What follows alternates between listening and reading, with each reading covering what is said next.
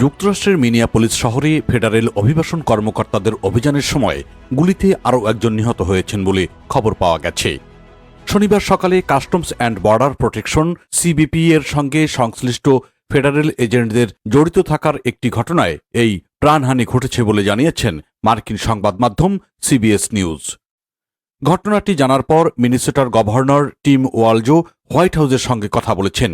এক বিবৃতিতে তিনি বলেছেন, আজ সকালে ফেডারেল এজেন্টদের হাতে আরেকটি ভয়াবহ গুলির ঘটনার পর আমরা হোয়াইট হাউসের সঙ্গে কথা বলেছি।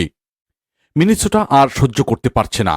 এটি ভয়ঙ্কর ও বেদনাদায়ক। গভর্নর ওয়ালজো আরও বলেছেন, এই অভিযান অবিলম্বে বন্ধ করতে হবে।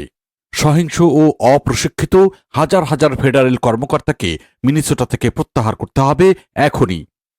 তার এই বক্তব্য এখন সামাজিক যোগাযোগ মাধ্যমে ভাইরাল হওয়ার পর ব্যাপক প্রতিক্রিয়া সৃষ্টি হয়েছে জনমনে।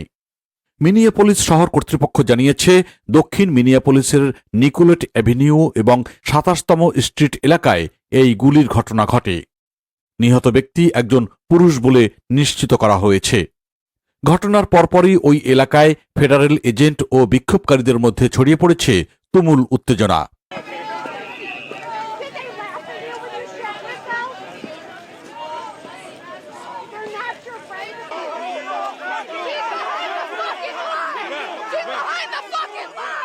এদিকে যুক্তরাষ্ট্রের হোমল্যান্ড সিকিউরিটি বিভাগের দুই কর্মকর্তা সিবিএস নিউজকে জানিয়েছেন, গুলিতে নিহত ব্যক্তির কাছে একটি আগ্নেয়াস্ত্র ছিল।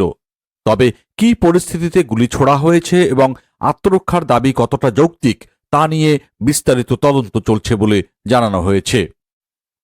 আর এই ঘটনাটি এমন এক সময় ঘটল যখন মিনিয়াপলিস এবং আশপাশের এলাকায় ফেডারেল অভিবাসন অভিযান নিয়ে আগে থেকেই ব্যাপক ক্ষোভ ও বিক্ষোভ চলতেছিল।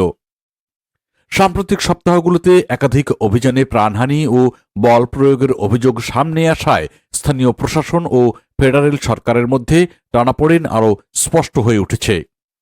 বিশ্লেষকদের মতে, মিনিয়াপলিসে চলমান এই পরিস্থিতি যুক্তরাষ্ট্রের অভিবাসন নীতি, আইন শৃঙ্খলা রক্ষা এবং মানবাধিকার ইস্যুতে নতুন করে জাতীয় বিতর্ক উস্কে দিতে পারে।